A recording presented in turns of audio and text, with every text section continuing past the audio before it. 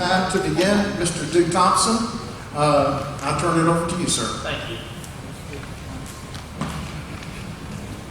Ladies and gentlemen, before we start with the opening statements, if I could respectfully ask all the candidates to please place your cell phones face down on the table in the off position or in your purses for the ladies.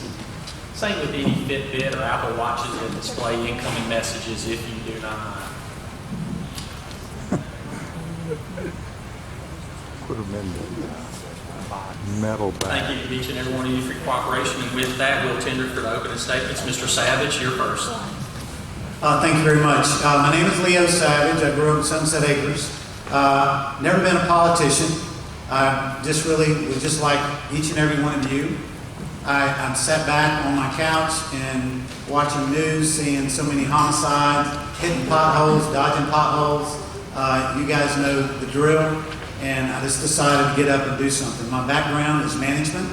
I've managed managers, and when I say managers, upper level managers, I've hired, I've trained, and I've taught managers, which is what I want to bring into the mayor's office. I feel like we need somebody who's going to be extremely transparent with everything that we present with the city. It's what we have to do for you. I will let you know that each and every citizen that we have, no matter if it's in Broadmoor or Queensboro, I'm going to fight for you. I will be a mayor for all people, and that is what I want to bring to Shreveport. And I'm going to bring it hard, I'm going to bring it strong. And I promise you that we will, without this progress that we're going to make, we have to have change. But thank you. Thank you, Mr. Savage. Mr. Talaferro. Yeah, good evening, everyone. I'm Jim Talaferro. And my legacy began in 1937 right here in Broadmoor, when my grandparents bought one of the first homes in Broadmoor for $7,500. And we know nothing has changed in the real estate market. With over 30 years of law enforcement and 30 years in the military, Broadmoor has always been my home. I work, I play, I worship within 1 mile radius of this church. Moved away with my dad, served in the Air Force as well. Every 3 years we moved around. Came back in 1987, started my own family. There are so many issues that we have within our own city. We've already named a few. But what we need is someone who's going to use that bully pulpit to get somebody's attention, to fix things, to make things work. We are the capital of the architects. We're the hub of the wheel. We have so many resources right here, right now, that could make us successful. The question is, why haven't we been? If you don't know where you're going, any road will take you there. I'm Jim Talaferro, number 63, and I want you to hire me as your next mayor. Thank you. Thank you, Mr. Talaferro. Mayor Tyler. Good evening. Of course, most of you know me. I'm Ollie Tyler. Of course, I spent 23 years in Broadmoor as an educator. I came to the office of the mayor, of course, at the beginning of 2015, and we do have a plan, accountability plan, and we've been probably one of the most transparent mayors there has been. Each year we do a progress report identifying what it is that we're doing, how we have been doing it, and how we spend your funding. So I say to you this evening, I challenge you to look at the background and the experience of every single candidate and make sure that they are what they say they are, and also to see the experience, the leadership, and also just to make sure that they have integrity. I'm number 64 on your ballot. Please vote for experience, integrity, and leadership. Thank you so much. Thank you, Mayor Tyler. Ms. Arpino.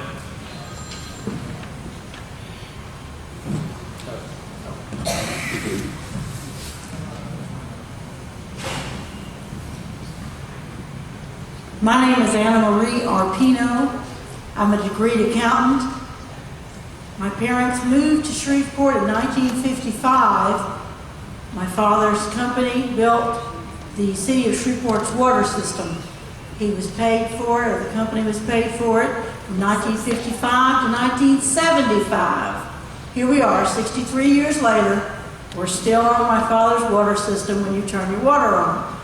If that doesn't show you the work product that I come from, nothing ever will. I'm educated. I have a degree in accounting, 7 years at Northeast Louisiana University, now known as ULM.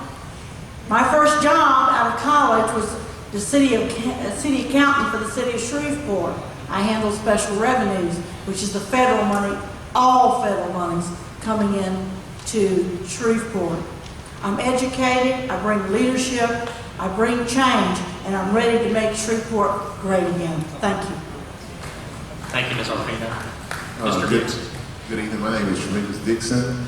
I have experience in agriculture, logging, and I am here for change. We've seen our city at its best, and we also seen it at its worst. So as I drive around and look, it's just time for a change to have something new to bring jobs here, to try to decrease crime. Just need some things need to be changed. So I'm running for mayor. I'm number 57 on the ballot. Thank you, Mr. Dixon. Mr. Rogers. My name is Gerald Rogers, number 61 on the ballot. I need your vote. I have a degree in civil engineering from the University of Texas. I have an MBA from St. Mary College. I'm a professional engineer licensed in the state of Louisiana, Texas, Mississippi, Arkansas, Indiana, DC, and New Jersey. I also have an MBE certification, DBE certification, and SBE certification. Those are federal and state certifications. My experience has mostly been in government. I've worked for the parish, I've worked for the state, for the city, I worked for the federal government, and I have also worked internationally. My first job out of college was with the city of Shreveport. I also worked as the head of the public works department for Kettle Parish. While at the parish, I introduced the adjudicated property program. Let me just say this in closing, that if experience matters, I am your person. My experience is broad in government. Thank you. Thank you, Mr. Rogers. Mr. Perkins. Good evening. I'm mayoral candidate Adrian Perkins, number 60 on your ballot. And I grew up right here in Shreveport and actually went to elementary across the street at Arthur Circle. I grew up in the Cedar Grove neighborhood, and my mother, a single mother, raised me and my two older brothers by herself. My father left when I was 4 years old. It was a crime-riddled neighborhood, and we didn't have many resources because of this community and a lot of prayer. By the time I got to Captain Shreve High School, I was a class president. I got a nomination at West Point after that, served in the military for 8 years, and then went on to Harvard Law School where I was a student body president. That story is not my story. That story is all of our story. It's educators in the room, like Miss Kelly that was at Uri Drive with me. Families like the Rathsburg that live on Kathy Lane all contributed to my story. So that's our story. Under my leadership, Shreveport will be stronger, safer, and smarter. Vote Adrian Perkins, number 60 on your ballot. Thank you, Mr. Perkins. Candidates, per the rules previously established by the Broadmoor Neighborhood Association, we will now proceed with questions. Since Mr. Savage gave the opening statement first, we will now go to Mr. Talafaro to start the questioning. We will go in a line of succession, coming back to Mr. Savage, and then each succeeding question will be asked by each respective candidate. You will have 1 minute to answer your question. The first question will begin with Mr. Talafaro, and it's as follows. Shreveport's city budget is approximately $491 million. Understanding Shreveport's strengths and weaknesses, where would you specifically increase funding? And equally important, where would you decrease funding?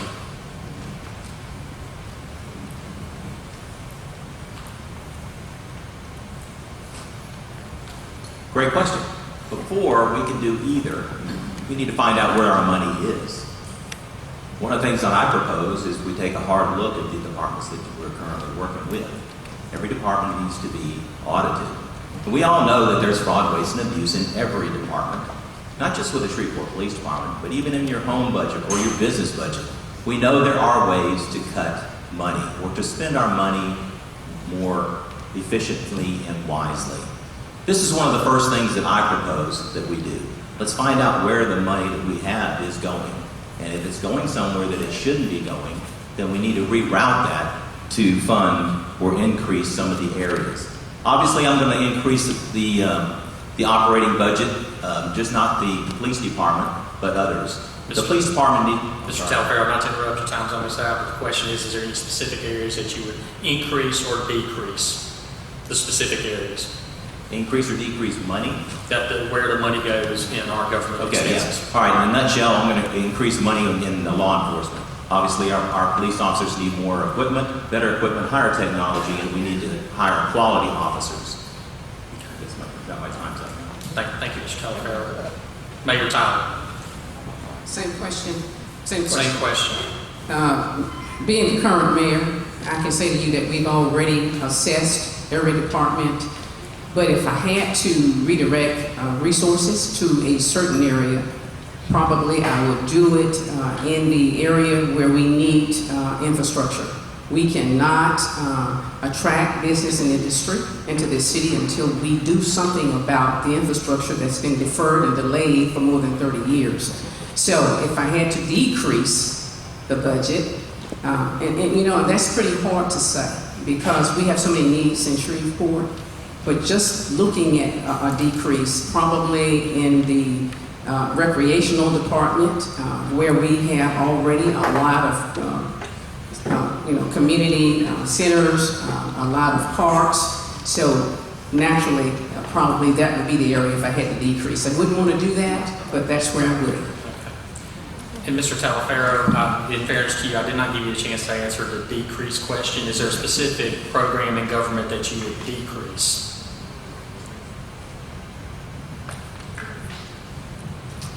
I am not quite sure exactly where I would decrease, not understanding the full capacity of every department and everything, the budget and so forth. You know, I know that there's areas that, again, there's fraud, waste, and abuse. So the areas that have a high percentage of fraud, waste, and abuse obviously don't need that money, and that money can be rerouted somewhere else, you know, specifically. Thank you, Mr. Talaferro. Ms. Arpino.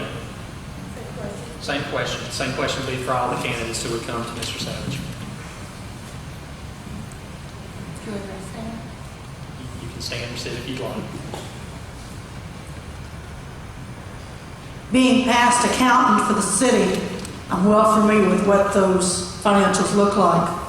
The first place I would increase is the police force, because and I want to increase it by also 7 substations and 4 more special forces, one dealing with domestic violence, one black on black crime, one stolen vehicles, the other one's drugs, thugs, and gangs.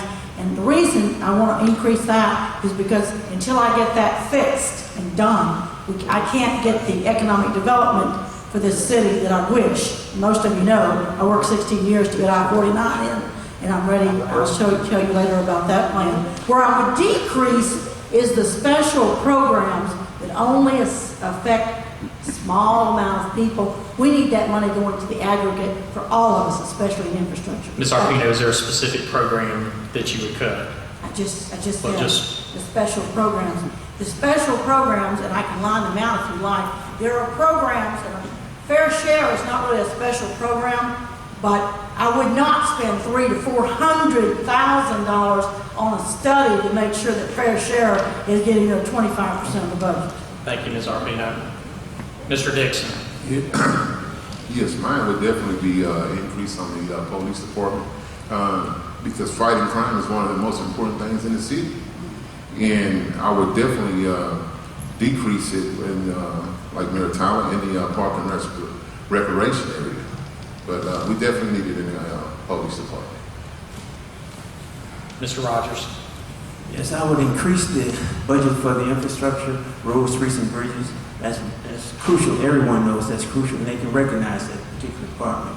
Where I would decrease the money, where it may surprise you, I would have to do something with the Fair Share program. That program needs to be looked at, needs to be reevaluated, and I do have a plan as to how we can decrease that budget at the same time, give the opportunities to the people that need it. Thank you. Thank you. Mr. Perkins. Thank you. So we have to start with our basic necessities, and the basic necessity is security for the city.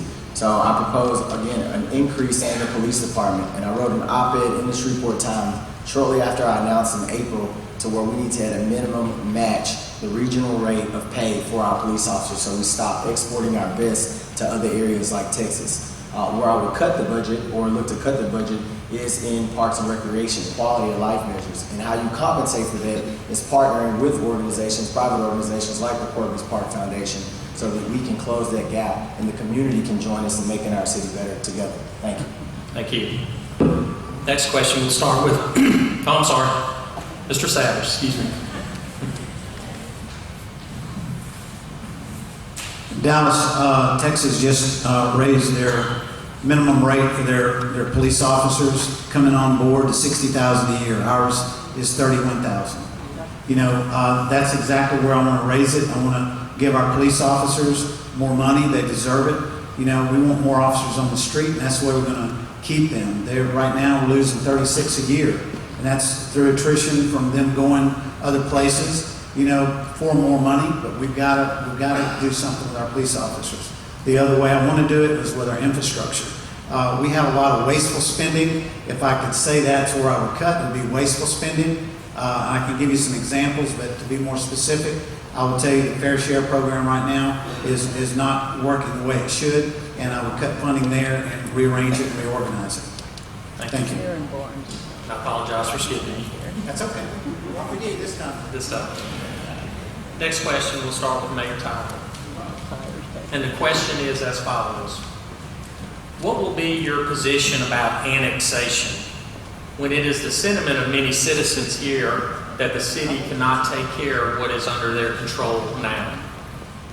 And let me tell you what we've been doing, what I will continue to try to do with our council members. Of course, I don't get to make the final decision because I don't vote as the mayor of the city. But we've been trying to do fillings in our city. There are many areas that are already within the city limit, but really not annexed into the city. And so if we would annex those fill-in spots, then we would be able to bring those folks on board, get the tax dollars so that we can invest those monies back into good infrastructure. And when we do that, we make sure that whatever we annex or whatever community we do annex, that they already come in with streets and drainage and sewerage that's already up to standards for the city. And so I would do it that way. Just annex those isolated parts already within the city and not expand the boundaries. Thank you, Mayor Tyler. Thank you. Ms. Arpino? In annexing, as you know, we've lost a lot of our population and a lot of our tax base within our town. Those of you that do not know me well, yes, my father put in your master water line, but I'm also of a different company in my 20s. I own the largest utility water and sewer company in the state. But I did $22 million a year for Caddo, Bossier, Benton, just a few jobs. The last job was Elder Road Estates. I put in their water line, sewer line, where I bought my first house at 19. Annexation is fine, but when folks have paid for that infrastructure, such as a water line or a sewer line, it's not fair that they're taxed and have paid for those lines and those infrastructures, and then folks get to annex and all of a sudden they're not paying. As long as they pay their fair share of something that people have already paid for, it's okay. Because we do need our tax base, but we want to make it fair for all the people concerned. Thank you. Mr. Dixon? Yes, we definitely need our tax base, but on annexing into the city, we must first take care of our infrastructure inside the inner city instead of going out, because they already got good infrastructure. I was just up north towards Blanchard, great infrastructure, and had a chance to talk with a couple of citizens, and they do not want to get annexed into the city right now until we actually take care of the inner city first. Mr. Rogers? Yes, what I would do concerning annexation, I talk to the people, talk to the representative of that particular area, and see whether or not you want to be annexed. One thing that you have to be mindful of is the cost of annexation. When you start bringing other properties in or bringing things into the city, you have a maintenance expense. Now, is it going to be worth it to bring them in? You know, because infrastructure has to be paid for. Is there infrastructure? Is it the existing infrastructure, what they have? Is it okay? Because if you start just bringing them in and they don't have the necessary roads, bridges, water, whatever, you have to pay for that. So be mindful of that, and then the reoccurring maintenance cost. I need to speak to the representative, speak to the people in that area, and then we'll decide. Thank you. Mr. Perkins? I would be against annexing any additional land in our area. Right now, we can't afford what we have. Shreveport is the size of Cincinnati, Ohio, but we have 1/10 the population. My focus will be on growing the city and increasing our tax base so that we can afford what we have, attracting more people, attracting better jobs to our area so that we can pay for what we have rather than having to pass massive bond packages to just maintain what we have. So when we pass bond packages, we can invest in other things with quality of life in our area and continue to grow our city. Thank you. Mr. Savage? I'm actually for de-annexation. Right now, we are so spread out, we can't, I mean, if you can look at things as a hub, and then you start looking out, and you're delivering a service, because that's exactly what we do. We deliver a service. So the further out we go, the further and the more it costs us. I mean, it's gas, it's vehicle, and it's also labor. So think about the further out you go, the more it's costing us as taxpayers to take care of it. You know, we've got to take care of our hub. You look at Broadmoor. Broadmoor is absolutely the hub of our city, and we have to control it. We have to quit putting money out and just wasting money. The further out we go, we're just wasting. It's wasting our money.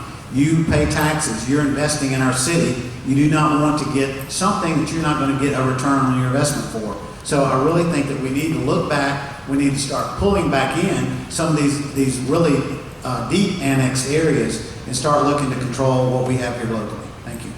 Thank you. Mr. Talaferro? We take care of what we have. If we have it, we take care of it. That's our responsibility. We focus on the economic development so we can afford to take care of what we've already have. You know, if you're getting the city services, then you become part of the city. It's pretty simple as that. You get on the tax rolls, you start paying your fair share. We don't need to be expanding any further than we have. As has been set up here by many of the panel members, we take care of what we have now. And take care of it right. Take care of it the first time, so we don't have to come back. Then we focus on economic development, so we can expand if we need to expand. But right now, we take care of what we have. We put them on the tax rolls. They're getting the services from Shreveport. Thank you. Thank you. The third question will now come to Ms. Arpino. And the question is as follows. With the knowledge that a good leader must first understand a problem before fixing it, and with studies to support a loss of population in our city, why, in your opinion, are we losing our tax-paying population while other cities are growing theirs? And as a follow-up to this question, I would ask, what will be your first effort to stop that trend? Ms. Arpino?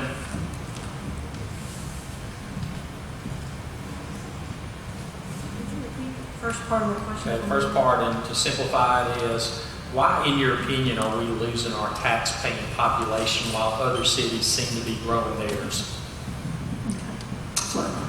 This one's easy for me to answer, being that either myself or my family built most of the infrastructure that's given twice and 3 times the value of life.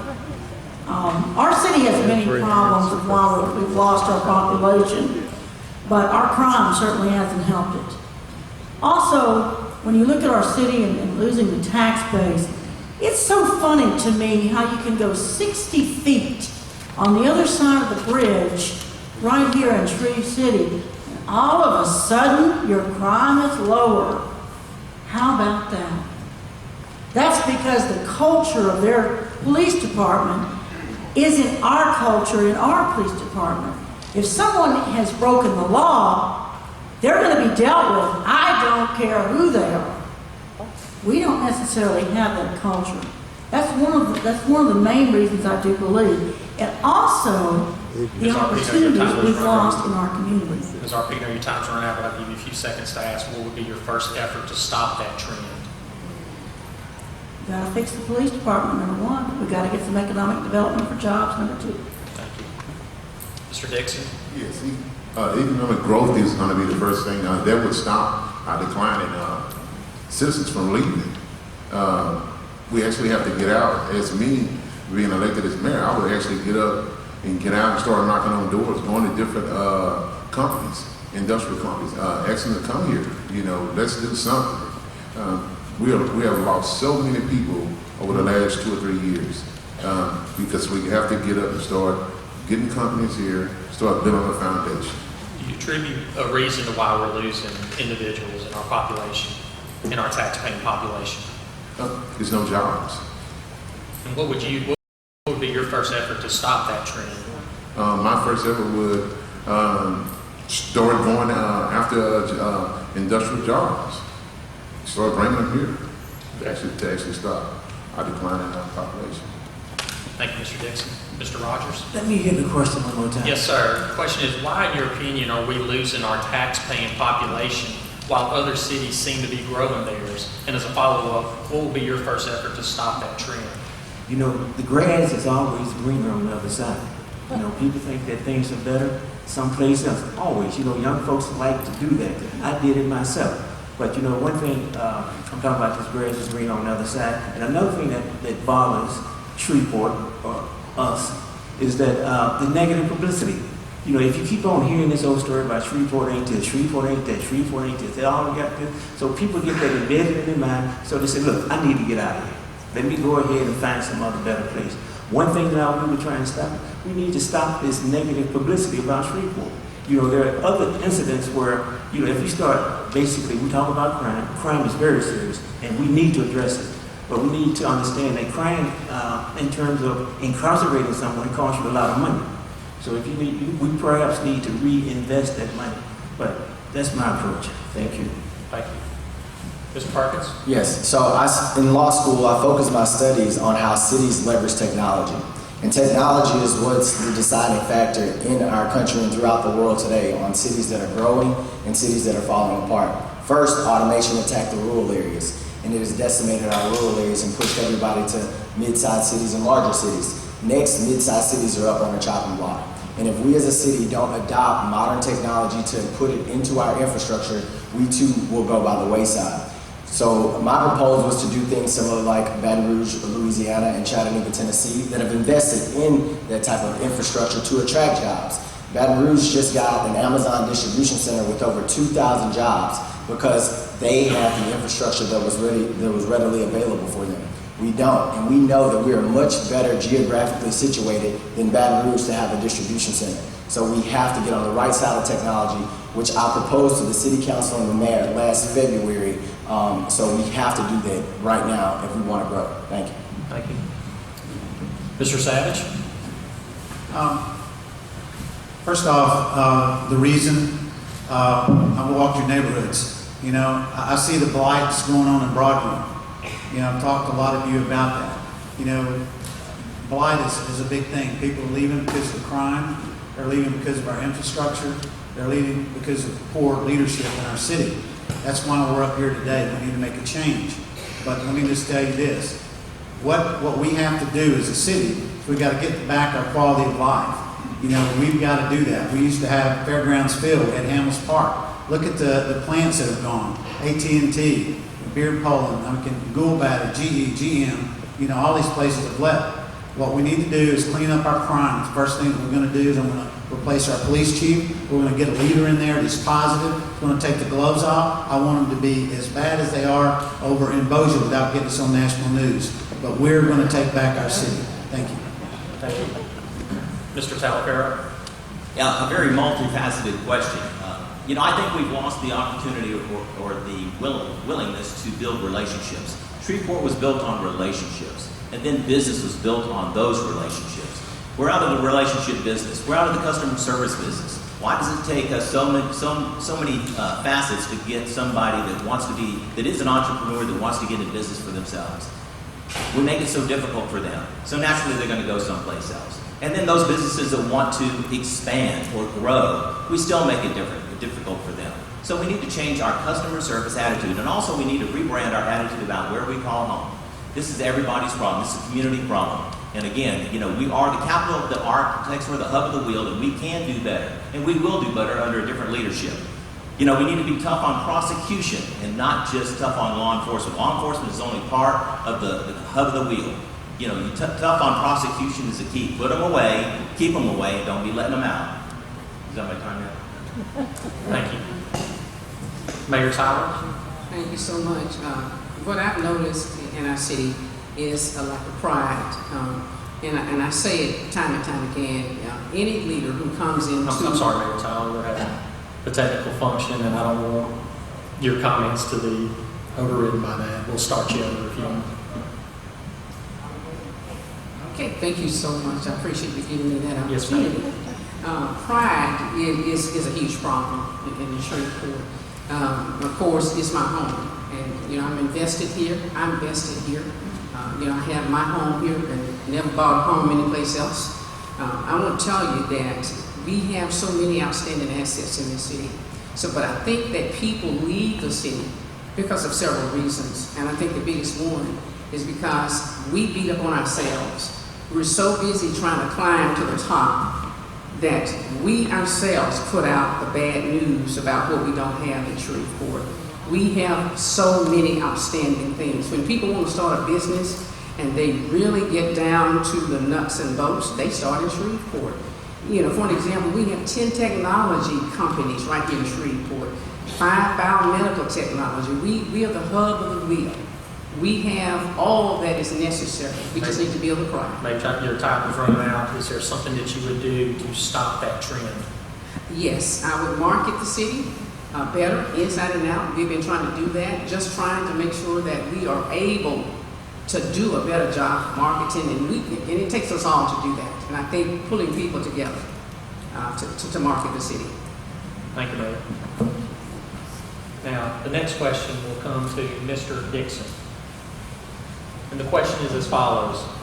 Many citizens in this association feel that utility fees are outrageous. Previous Mayor Cedric Glover, with the City Council approval, raised the SWEPCO franchise fee to the legislative maximum of 5%. Some voters here feel that this is taxation without representation. The question is, what is your position about these fees on the citizens' utility bills? And will you pledge here not to raise or create any more fees like this without voter approval? Definitely, I would not raise any more fees. I was just taking a look at my water bill the other day, and it's outrageous. So I would definitely not raise any other fees because we can't afford them. It's just getting out of hand with these fees, and especially with the SWEPCO, that's another fee. I was going over my bill, and I seen a list of safe drinking water, $1. You know, I can go on and on the list, but definitely, I would definitely not raise fees. If elected mayor, would you seek some type of mechanism to get voter approval prior to instituting these type of fees? Most definitely. Would definitely make sure that the citizens are aware of what's going on. Mr. Rogers. Yes, sir. Would you repeat the question? The question is, what is your position about these fees, being the SWEPCO fees, on the citizens' utility bills? And will you pledge here not to raise or create any more fees like the ones we indicated that were instituted by the mayor and the city council without voter approval? You know, you elect people to represent you, and I think that in most cases, you will represent them. If the people are in touch, the representative, the city council, the mayor, if they were in touch with the people, they had an indication. The fees probably needed to be raised. I don't think they just do that just to be doing it, okay? But at the same time, when you talk about an issue such as this, I would not raise your fees without getting voter approval. You need to approve this because this is your money, but at the same time, you elected me, somebody else, to represent you, so have a little trust in your elected officials. Thank you. Thank you. Mr. Perkins. Yes, I pledge not to raise fees and also to get public approval through referendum or what have you before we increase any kind of taxation, whether it's the word taxation or a fee as well. And even to go beyond that and propose that we be more efficient with our water system and with the utilities that we have by having a smart water system that cities across the country are using today that can immediately feed real-time data back to our water department and let them know whenever there's leaks or anything of that nature so that we're not facing the litigation that we're currently undergoing. Thank you. Thank you. Mr. Savage.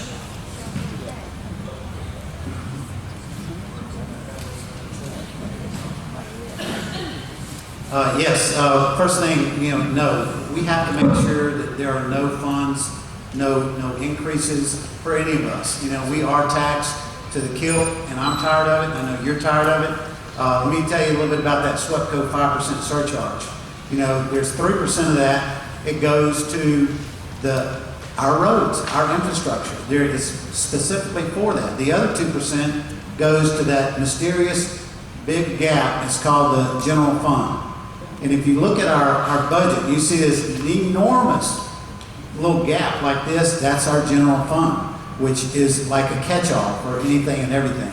We've got to make sure that we skinny that up, make sure that we detail everything out as a true budget should be. And that's what we've got to do to make sure that it's clear, it's transparent. When you look at a general fund, you know exactly what you're looking at. So, but now you know that absolutely no funds would I ever put on you without election. Thank you. Mr. Talafaro? Yeah, I do agree that, anytime that we're going to be tax feed or anything else you call it, it needs to be voter approval. But I do agree that you're going to be electing individuals on the city council and the mayor that you want to speak. You'll speak for you on your behalf. However, there's a limit. And if it's that important, if it's a quality of life issue, then obviously you must have a say. So remember who the employer and who the employee is. You're the employer. Your city council, your mayor is the employee. That's a relationship that you must remember. And also, anything that affects our quality of life, you need to have a say-so, because that is imperative, on basically, like I say, the quality of life issues that you do have. And so, again, we're overfeed, overtaxed, and it's just good old-fashioned fiscal responsibility. And that's what you're looking for, accountability. Thank you. Thank you. Mayor Tyler?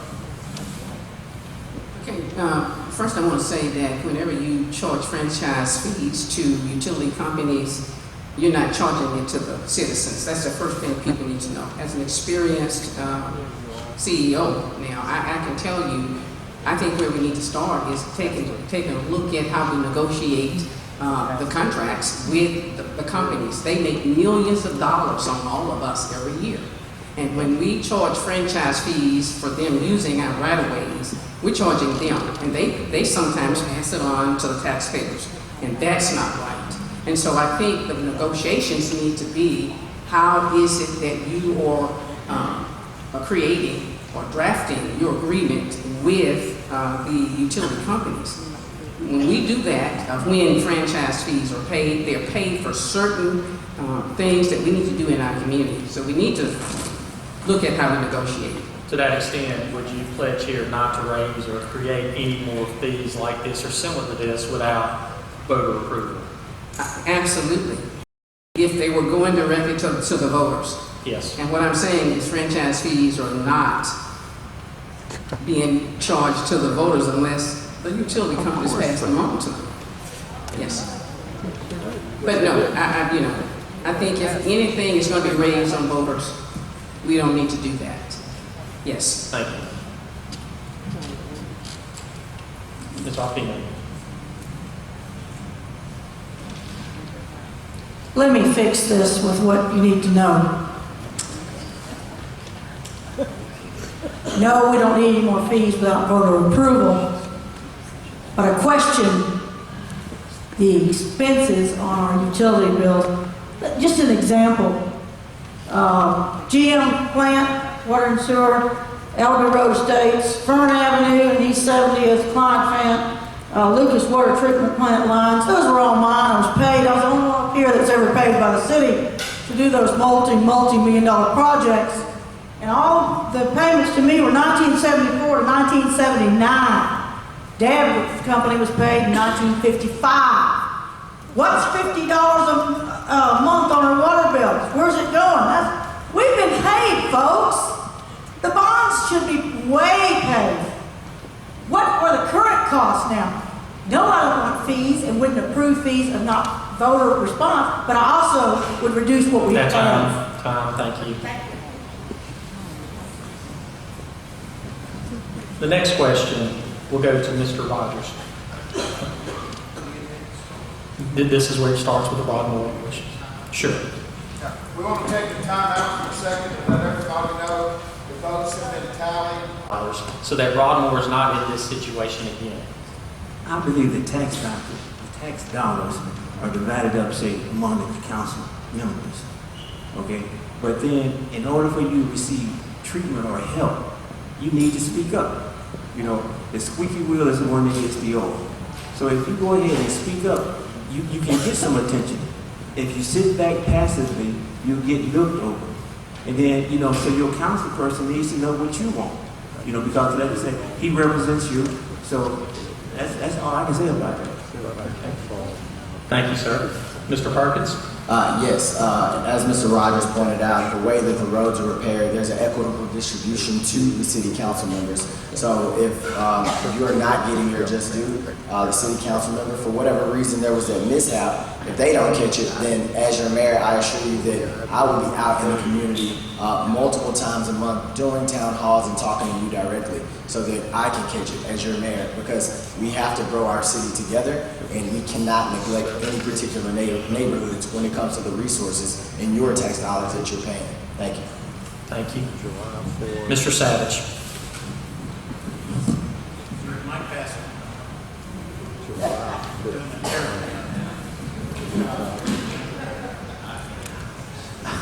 What was that question again? The question was, what will you do as mayor to ensure a more equitable distribution of tax dollars so that Broadmoor is not in a situation where there's an uneven distribution ever again? Exactly, thank you. Most of your successful cities have what they call a managed street repair program. What that means is they will go out and they'll divide the city up into about 8 sections. And they will select a couple of those sections and they will dump all their money into it to make sure it's done correctly. I'm sure you all look around, you all see the cones, you all dodge them just like I do. And what that's doing and what you're seeing, that means that this particular district got this much money and they ran out of money. So now this project doesn't get fixed. But what we need to do is we need to go in and we focus on the areas that really need it. First year, dump all the money into 2 areas. Second year, we go into the next area, and so on and so forth, until we do it right. I'm tired of the patching, and that's what we're getting. And we've got to make sure that we do it right, and to me, that's the only way to do it correctly. Thank you. I think we can do it right without putting you off for 3 to 5 years waiting on somebody else to get their stuff done and you not get your stuff done. I think it's equal distribution of resources. It's equal distribution of priorities. Basically, you know, what you need to do is actually contact that city council member. That's your hub of the wheel right there. And if they're not doing a job, you need to, you know, scream a little bit louder and harder. That's your representation to the mayor. Now, the flip side of that is that just because I have a lot of money, I may not have a lot of street repairs. And if I don't need that money, it's going someplace else that does. That's equal distribution of resources. I mean, I think that's a responsible distribution of resources. If I don't need it, it goes to some other community that does need it. And that's the priority set. And that's what I would do. Mayor Tyler? Okay, thank you so much. And let me just say, the pavement management system has been used. And of course, it's been done based on districts. And we've been trying to make sure in every district you got many different neighborhoods. And some neighborhoods, the streets are much worse. And in order to do them objectively, we looked at the pavement management system and we looked into every district and we started with the worst ones first. However, because Broadmoor had not had many streets done based on that pavement management system within the district, other work had been done in the district. But we did step up and put in several others. Streets that we've done in Broadmoor this year. And of course, we worked with the state to make sure that we could finish some major projects in Broadmoor, starting with the Uri Drive corridor all the way down. And so we are looking at the dollars, the resources, and trying to make sure we're treating everybody fairly. Thank you, Mayor. Ms. Arpino? Let me fix this too. If you look back at your records, we had a mayor with double term, and no, it wasn't glowing. And in his second term, because the 5 families that actually run our city, 5 plantation kind of families, didn't have any power over the second term. We got a convention center. We got Hilton. We got a lot of things put in so that Erie Drive would have some help and remember all the bad flooding problems. Okay? All that goes way back. When I think of Shreveport and I want to go eat, bank, of course I lived at East Kings Court townhouses, this is Shreveport. Broadmoor is Shreveport. If I want to go out to eat, it's Broadmoor. If I want to go to bank, it's Broadmoor. If I want to go somewhere for recreation, it's Broadmoor. You all are important because to me, and I know I'm going to take a hit for this and I don't care because truth's the truth. Broadmoor is Shreveport to me. Thank you. Thank you. Mr. Dixon? Yes, I would make sure that the resources is divided up, in each district. And we got to hold our council members responsible for, getting this money out and getting these roads fixed.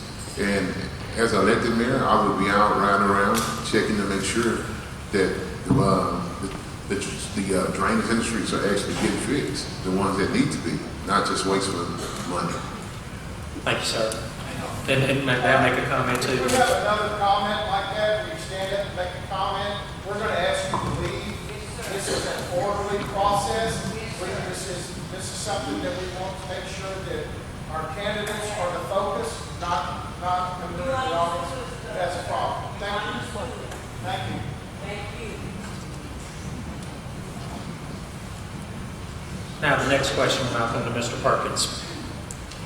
In a recent Broadmoor Neighborhood Association District C City Council forum, all candidates pledged to do away with the mandatory requirement for organizations to have to pick up trash in order to get neighborhood improvement program grants.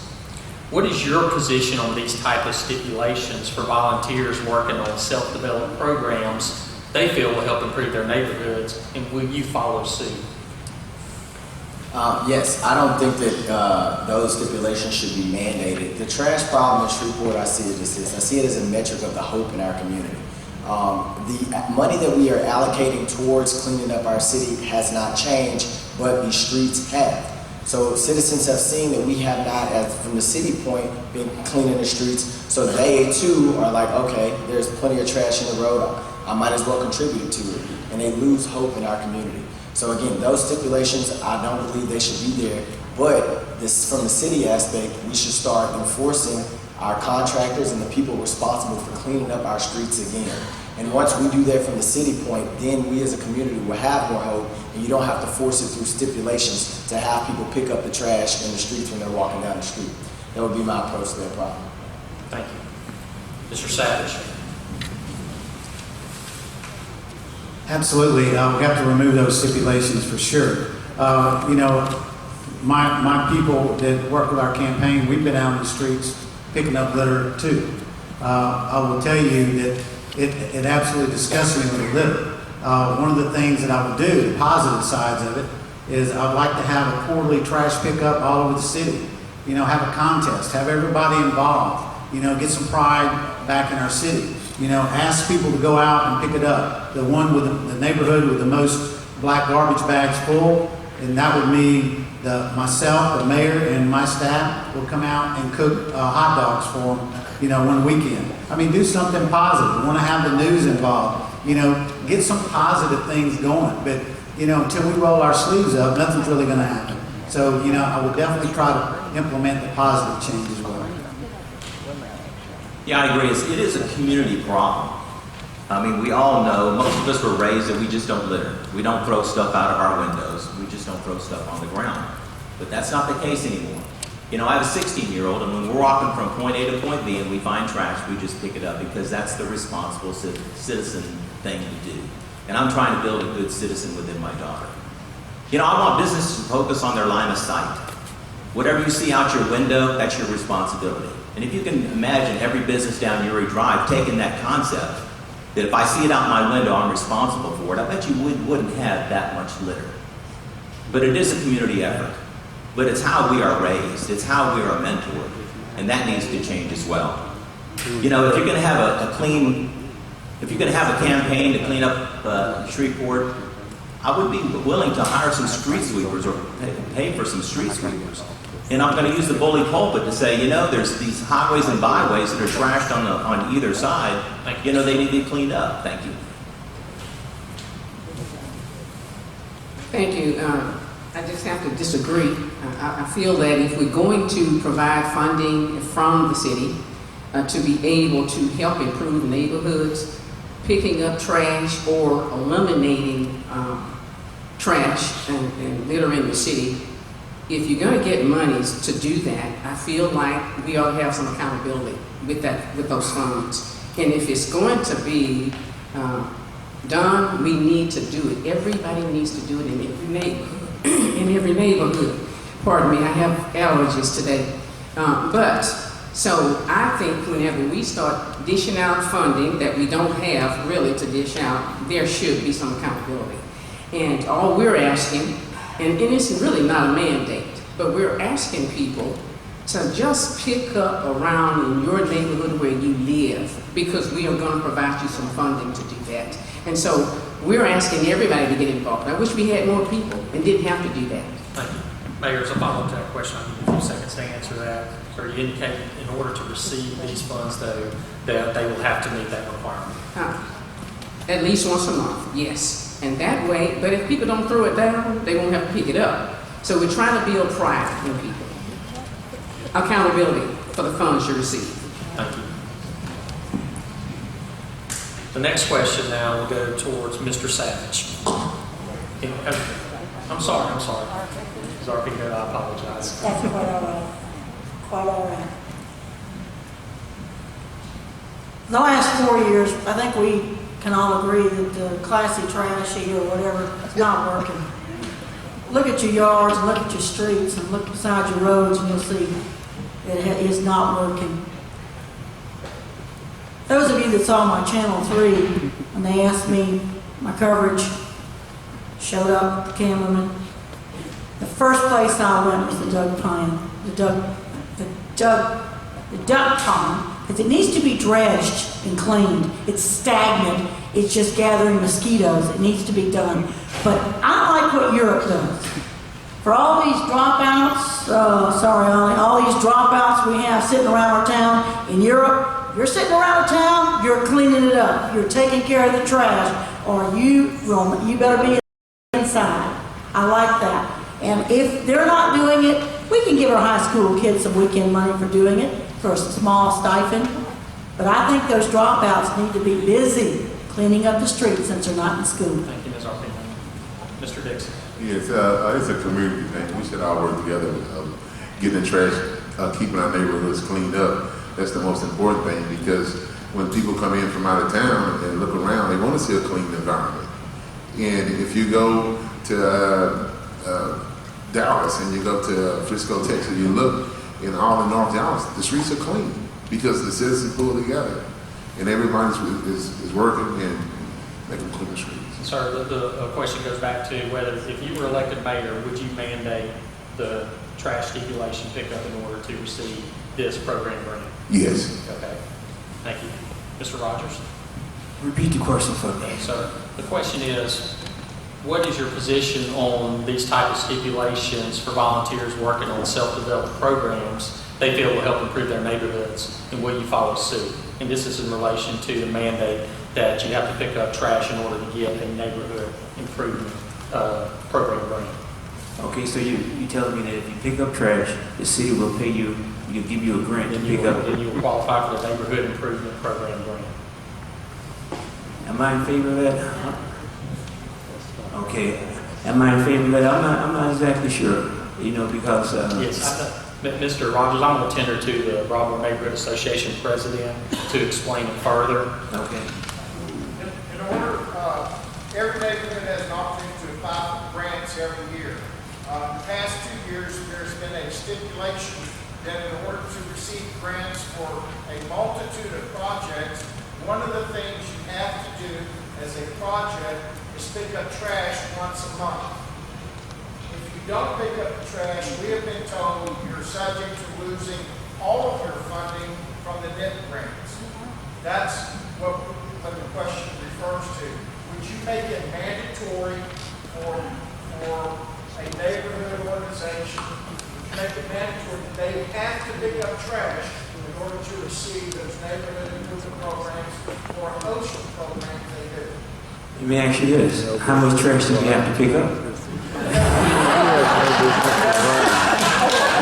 That's actually a good question. When the mandate first came out, it was just every neighborhood needs to pick up trash once a month. Okay? And you basically took a couple of pictures. Now you got to fill out a form, you got to have a liability release form, you have to take pictures before, during, and after you pick up trash. You got to identify the amount of bags you pick up. It's quite a job to do the bureaucratic paperwork. From what you just said, I would say no. I don't think I'm okay with on that. Short and simple, Mr. Rogers, correct? Thank you. Yes, sir. Thank you. Okay, the next question goes to Mr. Lee Savage as a starting point. The question is as follows. There has been recent controversy surrounding the Metropolitan Planning Commission and its leadership. The leadership of the Metropolitan Planning Commission is now gone. What is your appreciation of the controversy and complaints surrounding the Metropolitan Planning Commission? And as a side question, do you support any efforts to make the Metropolitan Planning Commission a department in city government? First off, I'm going to answer the second one. Yes, I would support that. I think if you've got the right mayor that can actually manage it, I think you've got something that you have a viable thing there.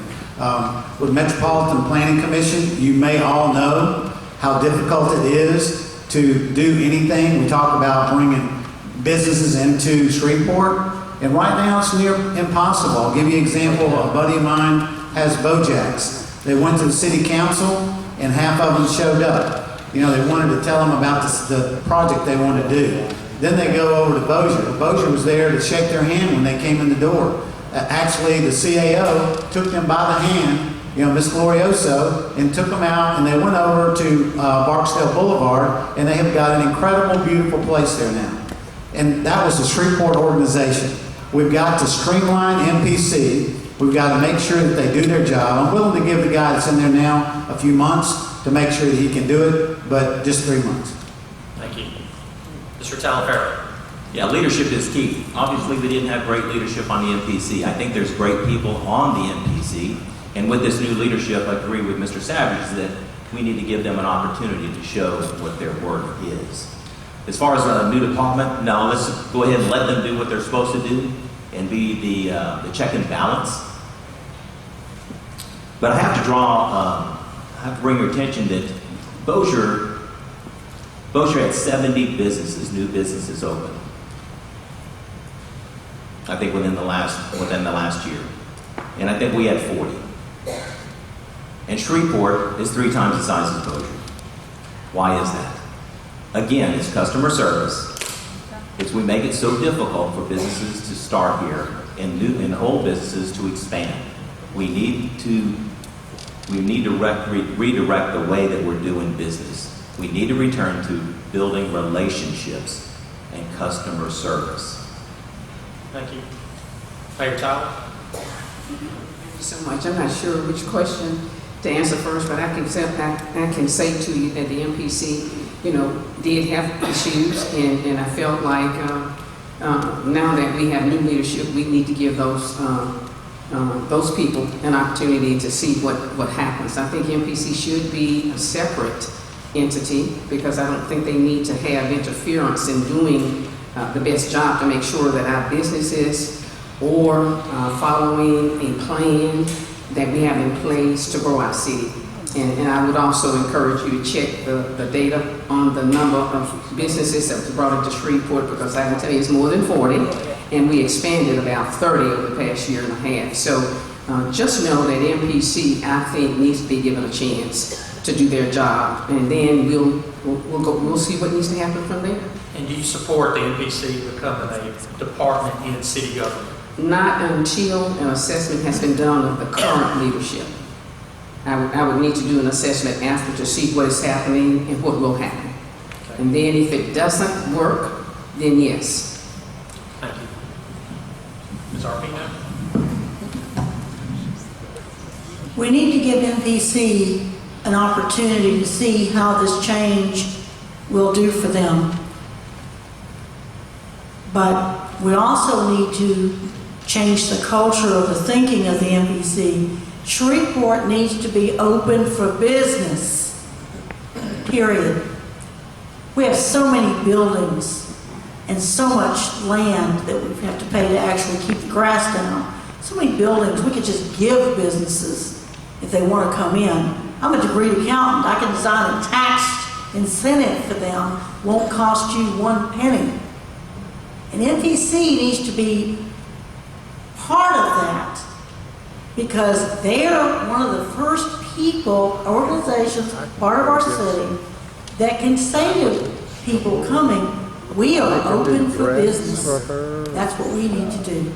Ms. Arpino, if I could give you a few more seconds. Sir. With regards to the question in of itself, would you support an effort to make the MPC a department of city government?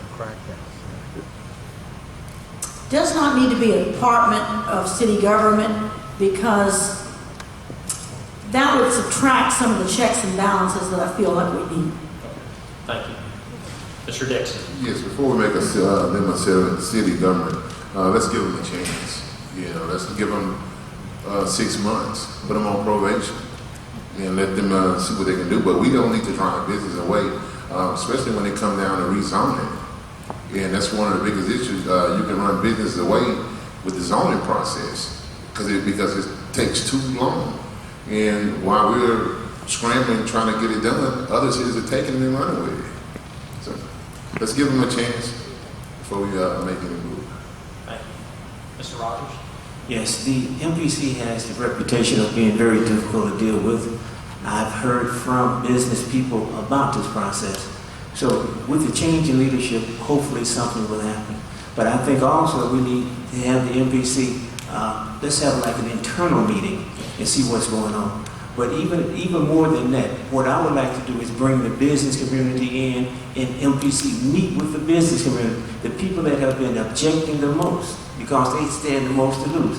So they may have ideas as to how to correct it. At this point, I'm not ready to put it under the city's administration. Mr. Perkins. Yeah, I would not put it under the city's direct administration of the mayor either. But the influence that the mayor's office does have is the appointment positions. And whether you're an appointed position or you're an employee, it's very important for them to understand the philosophy of their particular leader. So when I'm picking appointees, I'm going to make sure that they understand their job on the MPC is to facilitate business growth. I did a meet and greet last night in Highland where over 80 business owners were there. There was not one positive word said about the MPC. Almost unanimously, they were saying the MPC was an obstruction and it did not facilitate them building their businesses here in Shreveport. Shreveport already has an economic development department. The MPC is currently a weight on our community and it absolutely should be reformed. And I think, again, it should be reformed by having appointees that understand the philosophy of a leader that wants to grow the city. Thank you. Thank you.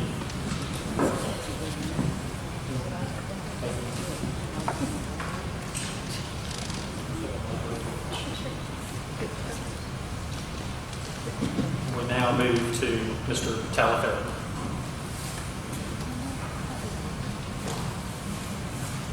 Mr. Talaferro, the question is as follows. The Broadmoor Neighborhood Association has grown from about 27 members to right at 1,000 members. What does that say, mean to you as someone wanting to be mayor of Shreveport? We're doing something right here. As mentioned before, I believe that Broadmoor is the circle of the city. We're the hub of the city. And I don't just say that because my family started here in 1937. But when I envisioned Broadmoor, even as a law enforcement officer, if anything happened in Broadmoor, the police department was all over it. And that's because Broadmoor represents everything good about Shreveport, and I believe it represents everything good about our country. It's a great place to raise a family. It's a great place to work. We have all good memories about Broadmoor. Those of us that have lived here, moved away, or returned. The membership has grown because it's pride of ownership. That's what we're seeing here. That's why we increase so much. It's because we're taking an active role in policing our own community. We don't leave it up to somebody else to do it. We take responsibility for doing it ourselves. Thank you. Mayor Tyler. Thank you so much. I too feel that Broadmoor has grown tremendously. And I don't know if you're talking about the neighborhood association. And if you're talking about the neighborhood association, it could be that you've gotten a leader that's involved more people. And of course, Broadmoor is a great place to be. A lot of our retail and commerce really have ended up out here. And so, of course, people are very proud about that. I'm proud about Broadmoor. As I've said, I spent 23 years out here, right down the street there at Erie Drive Middle School, from a classroom teacher to the principal. But I can see the pride in Broadmoor. And of course, I think it makes a big difference. We also have seen a lot more involvement from the Broadmoor Neighborhood Association in a very positive way. So I'm excited, and I hope that other communities will look at what Broadmoor has done in the leadership that it has. Thank you. Thank you. This is Arpino. I'm glad Broadmoor Association has grown. I love Broadmoor. I think it's the main part of our city, in my opinion. That's only my opinion. But the pride Broadmoor's always had. But let's face it, Broadmoor's changing. Some ways not for the good. In my years here, I never heard of a car theft in Broadmoor. I never heard of break-ins in Broadmoor. And all the time I lived at East Kings Court townhouses, never had any kind of a crime problem at all. And I wanted to get back to that. And as mayor, my telephone is a number that you can call direct, because I'm your servant. I work for you. I love Broadmoor. I wanted to return not only to what it was, much better than what it was, and it was pretty great. Still is. Thank you. Mr. Dixon. Yes, Broadmoor had always been a great neighborhood, but from 27 to 1,000 members, they let me know that you guys are not waiting on the city to do anything. You're actually taking control of it. So, great job. Mr. Rogers.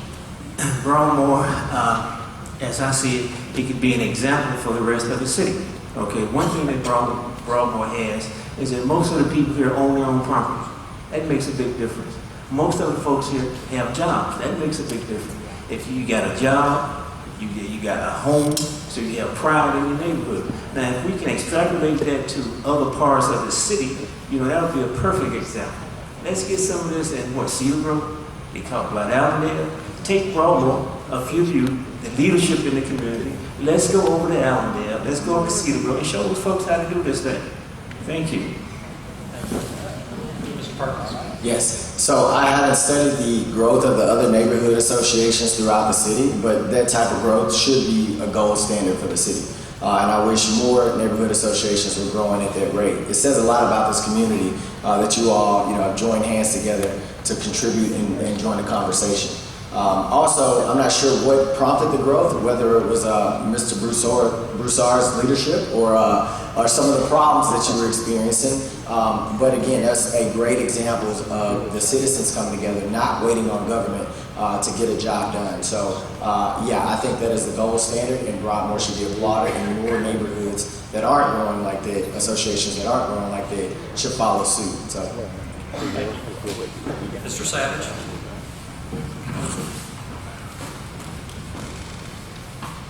You guys have all heard the speed of the leader, the speed of the pack. I think you can actually look at the leader, and that's Rob Broussard, and that's why you guys have grown. We have to look at the same thing in our city. Our city, we were 201,000 people in 2011. Now, all of a sudden, 2001, but in 2017, we dropped down to 192,000. We're shrinking. We need a new leader. We've got to have the same leadership that Broadmoor has. Somebody came in and they excited you. They started showing you a vision. They started showing you something that Broadmoor could be. They showed you some issues and they helped you. Rob's helped you. Everybody in here has helped you. as an association, and that's why you've grown. You've grown because you work together. Shreveport's got to start working together, and that's got to be our passion. Thank you very much. Thank you. Candidates, I'd like to now shift gears towards two moderator-generated questions. And I will start with Mayor Tyler. And the question is as follows. Do you think our downtown is healthy, safe, and successful? If not, what would you do to change that? Well, I think our downtown is moving in that direction. It is safe. It's probably one of the safest places we have in the city. Downtown is growing exponentially. We have a lot of businesses and investors that have now come downtown, and they are taking those old buildings, putting them back on the roads.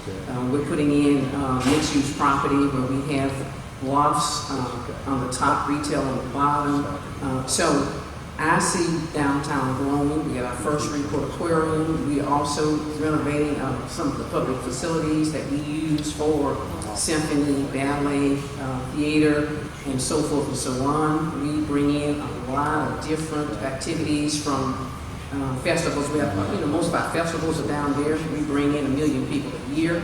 We are growing downtown, and I believe that we can continue to improve, and that is the vision. Thank you. Mrs. Arpino? You must live in a different downtown than I do. What I see is most of the buildings are now owned by people that don't even live in our city, some of which don't even live in our state. And that's a lot of those buildings. That's kind of scary to me because it takes the control out of our city to folks that don't even live here, number one. Number two, I don't see the safety. I don't feel safe when I'm in downtown. And I've never seen my downtown where I have homeless asleep in front of benches in front of the courthouse. How sad. And I know you all feel like I do when you drive by them. Your heart just wants to do something, but you can't really. Ms. Arpino, But we can. what would you do to change that? I'm getting that. Yes, ma'am. Okay. Number one thing I would do to change that. Oops, I'm trying. I'll hurry. First off, I would get rid of any properties that are income invested from out of the city, out of the state, that could possibly built on contaminated soil. Thank you. Thank you. Mr. Dixon? Yes, the first thing I would do is actually get those buildings, those owners, and let's get them cleaned up. They are run down, and it's not safe downtown. Let's make downtown a family-oriented for families. We are probably the only city that don't have that. If you go to San Antonio, great for families. But here, there's nothing to do, and everyone is complaining about it. So let's hold everyone responsible for downtown. What would you do to change that? I would bring more business, more restaurants downtown, more family-oriented places, so families can enjoy it. So at 11 o'clock, if a family want to be out on the weekend, they can enjoy it. Thank you, Mr. Dixon. Mr. Rogers? Yes, I think downtown could improve. If the downtown was better, I think it would draw or attract more people. And we all want to do that. Every city wants to improve their downtown. It's like, I guess that's the money hub, trying to get it done.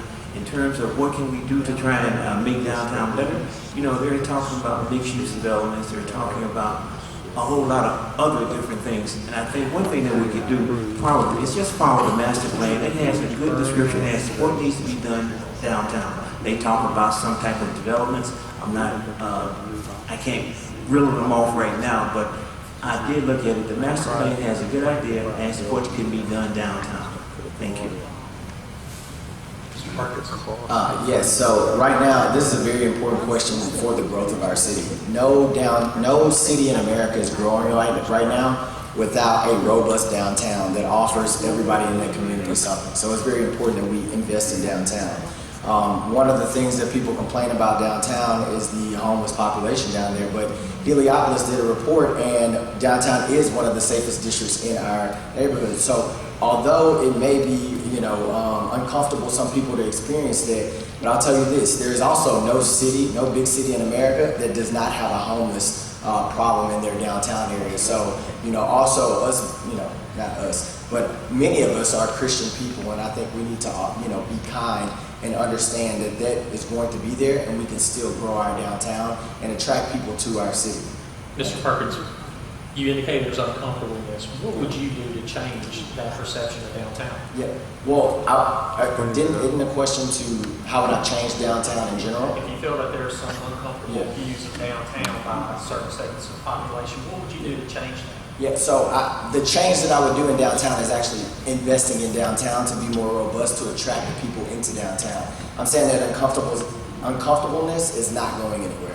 So we can still invest in our downtown and grow our downtown, and it's not going to affect attracting people to our city because of that uncomfortableness that's down there. And again, the statistics have shown that there is not as big of a crime problem downtown as there are in some of our neighborhoods. Thank you, Mr. Perkins. Mr. Savage. First off, there's 45 empty buildings downtown. And they are owned by people in town, out of state. What we need to do is we need to levy extremely high fines for any of those buildings that are just sitting there. They're sitting there and they're waiting for an investment to come in. Why? I don't know. But if we levy enough fines on these people, they will move the building. They'll either sell it or they'll do something with it instead of it looking like it does down there. So that's what I want to do. If you look downtown, you go to Natchitoches and you look at the riverfront, King River. I know you've all been there. And you see how vibrant it is everywhere you go. Now, we can create the very same thing right in our town. But we have to go out, we have to attract these people. We can give them some tax incentives. We can do some things that will help them come in and say, hey, I'd love to do business with you. And we need to welcome them with open arms. I want to turn it into that. A couple of things. I do believe downtown Shreveport is safe. I think it's maybe our perception that it's not. And it's our attitude that keeps being spread, and that's the poor attitude that it's not, and it just feeds itself. Obviously, we could use a more police presence downtown to help curb that perception that it is not safe. We have wonderful opportunities downtown with the businesses that we have. We are so fortunate that we have businesses both far and near that have revitalized and reinvested in Shreveport's buildings downtown. And they are beautiful. If you've never been down there and taken time, you owe it to yourself to do that. We have Common Ground coming online. We have the arts. We have so many great opportunities downtown. The DDA, I believe, has done a great job downtown in working with the city of Shreveport. Liz Swain, I think, has done an outstanding job in recruiting those business opportunities. Where were we 4 years ago? Not as far ahead as we are now. But that's because of downtown development and our attitude about downtown. Thank you, Mr. Talfaro. Candidates, this is my second moderator-generated question and my last one. And let me preface this by saying that this question is not going to be an invitation for the candidates to do a personal attack on another candidate. But what I'm going to ask you is, and I'm going to start with Ms. Arpino, if you could ask a question to one of your opponents, which one would it be and what would be the question? And I will give the individual you ask an opportunity to respond. But again, keep in mind, this is not an invitation to lob a personal attack. I'm asking or giving you the opportunity to ask whichever candidate you feel you want to ask a substantive question regarding this position. In 1 minute. Well, it's a shame because I have some wonderful candidates up here that I've gotten to know and like. The person I was really going to ask this question to, and I had some goodies, isn't here. And I'm so sorry that you all missed it because it was going to be good. So I'm going to pass because I've got, Mr. Dixon and Mr. Rogers, Mr. Perkins, Mr. Talafero, and Leo Savage, and they're all some fine Ms. people. Arpino, are you going to ask? I don't have a question. Don't have a question? Okay. Mr. Dixon. Yes. I'm going to pass on this one. Mr. Rogers? I will pass on this one. Mr. Perkins? I'll do the same.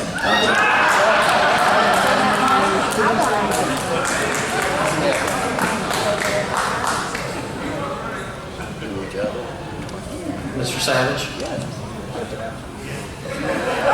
And do I ever have a question? No, I'm passing. Mr. Talfaro? Yeah, with all due respect to these candidates up here and Madam Mayor, I choose not to answer that question either. Thank you so much. Mayor Tyler?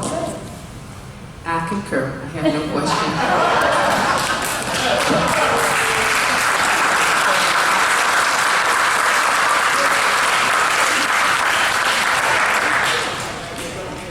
Yes. All right, now everyone, if you are a member of the BNA, you have a big card in your hand. If you have a question that you want to ask one of these candidates, this is your opportunity. Hold up your card, come up to the mic, hold up your card, give your name, your address. You have 15 seconds to ask the question. We do not want political speeches. A question, please. Please, no personal attacks on the candidates. That will be something that I'll shut off. Would any of you, if you were elected, consider hiring one of your opposing candidates to be on your team to get the city to move forward and to help run the city in a more harmonious way? Okay. Mr. Savage? Yes. 15 seconds, Mr. Savage. 15 seconds. Yes. Actually, Mr. Dixon, I'd hire him as the city engineer. Thank you. Mr. Talfaro? Absolutely. I believe in ideas over ideology. Nobody has one idea. We have multiple ideas. That's where our strength is. So you would hire anybody? Oh, yeah. Mayor Tyler? Absolutely. I would certainly consider hiring any one of these. I would certainly look at their credentials very closely and look at their track record. Thank you. Anybody specifically for a specific position? No, until I have a chance to assess and look at track records, then I would make up my mind about which one. Thank you. Yes. Mrs. Arpino? 15 seconds. Well, I figured out how to fix our water and sewer.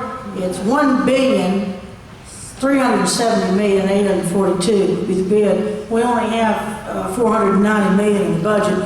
So, Mr. Rogers, I want you to help me with engineering, because there's a lot of engineering in that I need help in. And Leo, That's your 15 seconds. You too. Thank you. Mr. Dixon? Yes, I would bring everybody on because we all have something special to bring to the table. Everybody is like a puzzle. It all works together. So. Thank you. Mr. Rogers? Mr. Dixon said it exactly like I would say it. I will hire everybody up here. Thank you. Thank you. Mr. Perkins? Yes, nobody in particular, but I would absolutely be open to hiring anybody up here because they have two traits. They care about Shreveport and they're selfless individuals. So I think those are really two important things. And we just saw this together. Thank you. Some of y'all were wondering why I brought this board up here, and I want, and maybe this will prompt a question for one of y'all. This doesn't have anything to do with city government. It is a chart of parish government and where the NGO grants go, where they went 2 years ago. If you look at this chart, and please do, we'll put it over there, you will see that 2 commissioners, there were, 83 projects in? 83. 83 projects. 2 commissioners got a total of 41. 41. The other 10 commissioners, 42. 42 total. That's amongst all of them. You know how many of these Broadmoor got? 1. 1. We've expanded that to 2 this year with Mr. Jimbo getting 2, but it is a very difficult process to ensure equality in tax distribution or funding for programs. I didn't create this chart. This came from the Caddo Parish Commission. When you go look at it, one of the candidates is not here, but Mr. Jackson had 19 projects in his district, and Mr. Lynn had 22. These people vote on the grants and where they go. We've been a part of this grant process.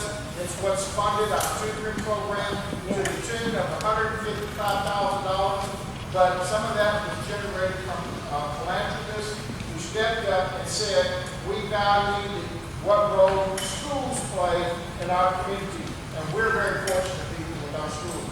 But I just want to make sure that when we talk about equality in tax dollars and the distribution of grants and stuff, that you are acutely aware of these kind of statistics. These are not made up. These are real. They'll be here in D.C. Mr. Craig. Ken Kraft, member since 91, 157 Arch Avenue. The Caddo Parish Commission Homeland Charter requires, mandates the Citizens Review Committee of its charter every 4 years. The city charter does not. The question is a yes, no will be sufficient. If elected, do you support an amendment to the Shreveport City Charter requiring that it be reviewed every 4 years? It hasn't been reviewed in years. I believe we started with Mr. Savage, so we'll start with Mr. Talaferro. Yes. Yes. Mrs. Arpino? Yes. Yes. Yes. Yes. Mr. Savage? Yes. The clean sweep. Mr. Farrell? Frank Farrell. My home address is 1010 Delaware, but my office is in Broadmoor on Ash Street. My wife and I own 3 other properties in Broadmoor, so we're very interested in what happens here. My question is to basically kind of follow up on Mr. Perkins' idea, and the second his idea of bringing more technology-based jobs and opportunities to Shreveport. I have 2 grown children, both graduated from college, both moved to DC for technology jobs. And then anybody else that wants to throw in, how are they going to do that? Okay. We'll start with Mayor Tyler. Absolutely, and I certainly agree. And I said earlier today, we've already brought in 10 technology companies, 5 biomed technology companies, and we're continuing to recruit those companies. Just in the last 3 years, we've brought in 4 technology companies. We have a lot of opportunities in our healthcare system with technology. We've also instituted just recently and deployed, of course, the 5G technology within our community. Thank you, Mayor Tyler.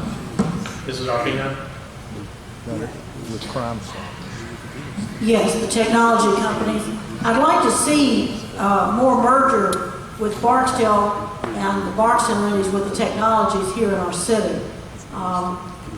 Been 20 years with a 30-year retired Air Force here. He was IG, retired with the IG's office in Germany as fraud inspector. We could merge more with the military that's currently there with their infrastructures. I'd like to see that happen. Thank you. Thank you. Keep in mind, we're on speed round. Mr. Dixon? Yes, we need to do invest in technology. We need to update on it. We're a little bit behind. I mean, we're behind on it. So definitely looking into that. Mr. Rogers? Yes, I would aggressively go after technology companies, economic development. The people within that department need to go after those companies so that they can come to Shreveport. Thank you. Thank you. Mr. Perkins? Yes, I'll say this. I've written in a national tech publication and I've studied this matter. Tech companies are coming to our city in spite of city government, not because of city government. We have to do a lot more investing in technologies if we really want to drive up the amount of tech companies coming to our community. Mr. Savage? Technology is not just our future, it's our now. But the thing of it is, what we've got to do is we've got to start teaching our kids in school, our young adults, how to work with technology. We can't just say, hey, let's get a technology company and bring them in, because if we do, they're going to bring people from outside of our town. We need to make jobs for our people right now. Thank you. Obviously, technology is key. Pushing data is the way that we're going to make money. Pushing data over state lines and getting the money back over into Shreveport is going to be our legacy. And so, yes, I'm in favor of it, looking at every opportunity to expand technology. Thank you. Yes, sir. I'm James Richard. I want to thank all of y'all for coming and being with us this evening. My question would be, just in the interest of getting to know y'all, who would you say is your greatest political influence? I'd like to ask that of the entire panel, if possible. Mrs. Thank you. Arpino.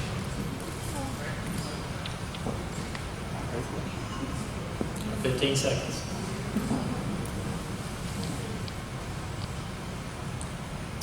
I have to say that I can look back at the leaders, and what didn't work for the city is my best. That I would like to change the things that went wrong.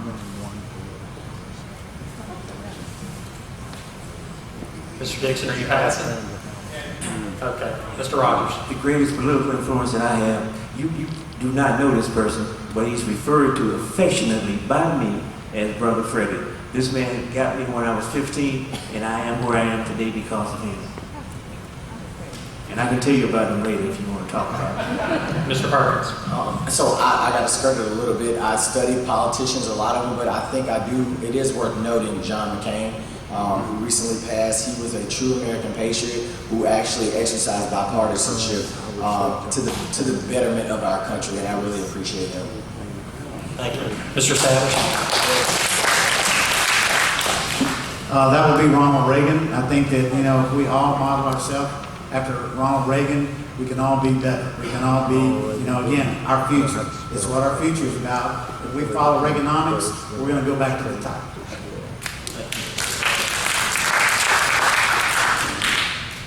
Lincoln. This is the man who defeat after defeat after defeat was resilient until he was finally successful. This was a true bridge builder in my estimation. And this is someone that I've always looked up to. It's someone that I read voraciously, and I just can't think of anybody better that influenced me politically. Thank you. Thank you. Mayor Tyler. Of course, there are several. I really try to look at statesmen rather than just politicians, because that word has gotten tainted. But if I had to choose somebody today, it would be McCain, John McCain. And I feel like he is one that was a bridge builder and a true public servant. Thank you. Anybody else with a card? Yes, sir. Don't really have it. Come to here. Come to the mic, please.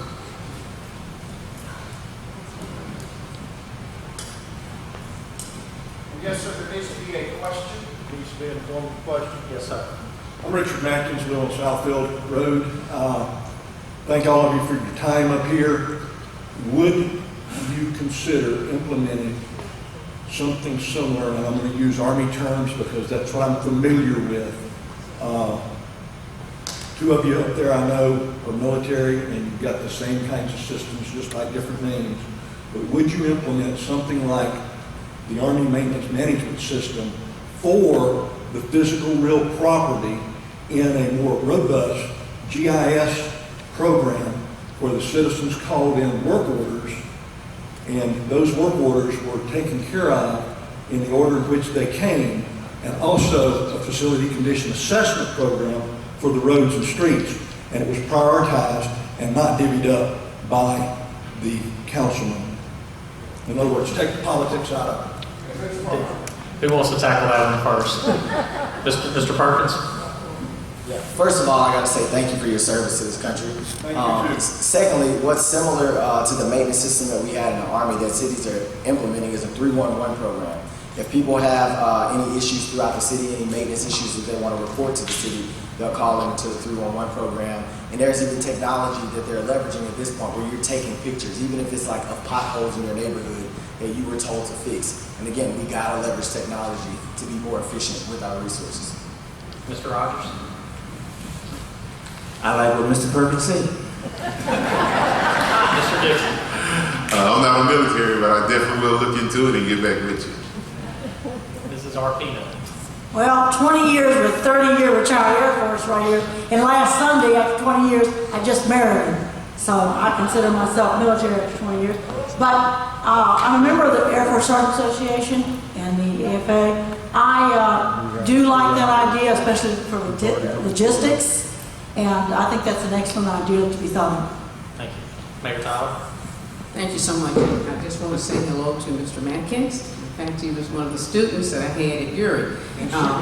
She believed in consequences, and we visited justly deserved Robert DeLoach on frequent occasion. Thank you so much. Thank you so much.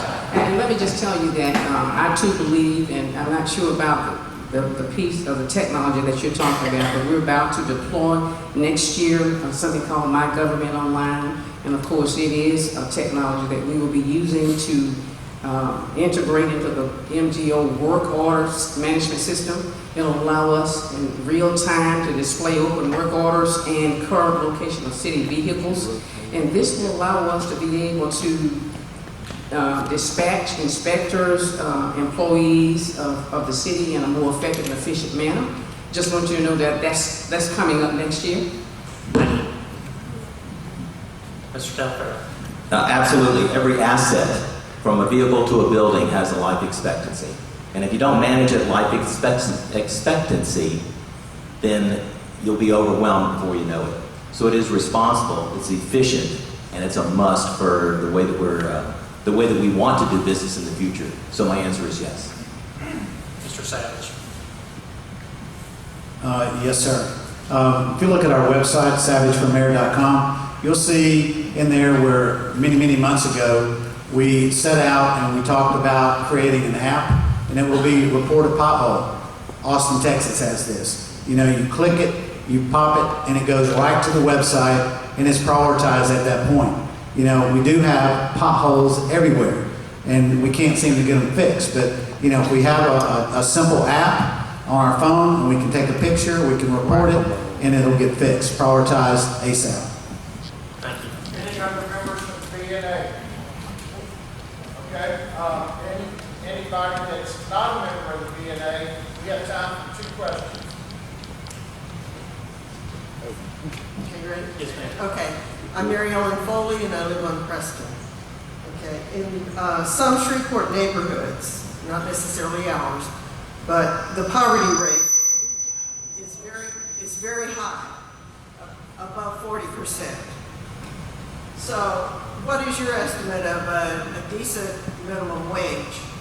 And what do you consider to be the single most effective policy you can put in place to lift the working poor out of poverty? Thank you. I'm sorry. Mr. Savage? First off, you know, we've got to create jobs. I mean, again, I talked about AT&T, GM, you know, some of us are going to graduate high school. Some of us are going to go to college. A lot of people that they don't go to college. They need something. You know, manufacturing jobs is what we really need for them. You can actually support a family with it. But until we actually go out and clean up our city with crime, infrastructure, the litter, then we can go out and start marketing, and we, with the economic development team, to actually get companies back here in Shreveport. Thank you. Mr. Telfair? Yeah, I believe we have raised the minimum wage. I think the opportunity lies within our young people. Not everybody is college material. I sure as heck wasn't, so I went to the military.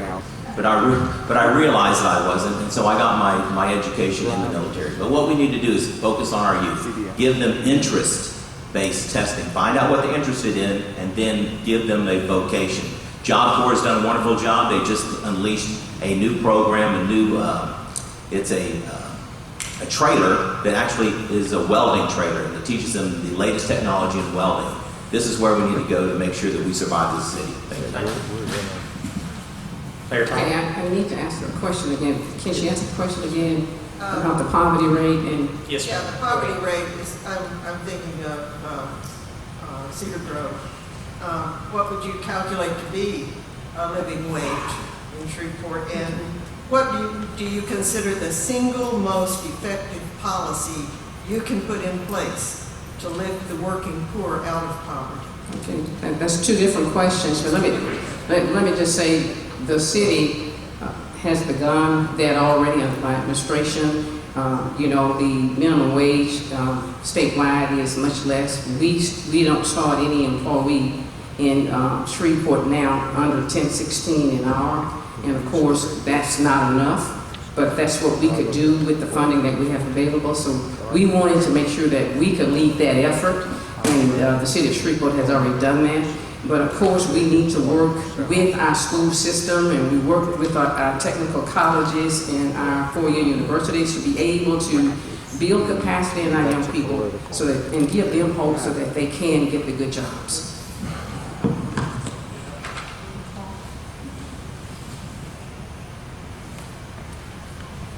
One of the ways that we can pull the working poor, I-49, which I've worked very hard for the last 16 years, me and a very small committee to get it through. And one of the things that came up for the working poor, especially in Allendale, is that when it comes on the end of I-49 on Murphy, when I-49 takes in, there'll be service roads on both sides that I requested at the meeting. And on that service road, there'll be a gas station, hopefully, and grocery stores for the poor down there. But also that gives Allendale, one of our poorest areas, some economic growth, which they haven't had in 42 years. Okay? And I have other plans, but I'm out of time. Thank you. Yes, we definitely got to bring the growth here to even get this started, to get it kick-started.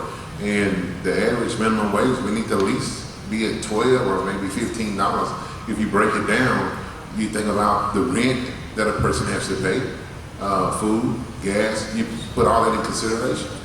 So we definitely would have to do it. Of course, we need to raise the minimum wage, and I believe, $12 to $15 per hour. I'm in favor of that, but I think one thing we need to do is try and find a way to give hope to people, inspire people, empower people to have some type of hope. One thing we might be able to do is get rid of these drugs that may be infested in the neighborhood, because that seems to drain on people. When you get drugs in the community, that causes a big problem.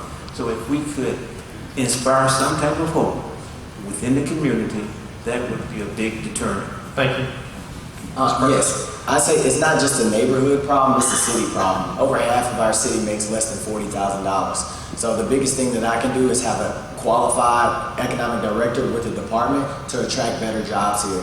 There's people with sophisticated skill sets and degrees that are working in the service sector, one of the largest sectors of our economy right now. And if they can get livable wage jobs, then other people without those degrees can move into the service sector and work and live a decent life here. Thank you.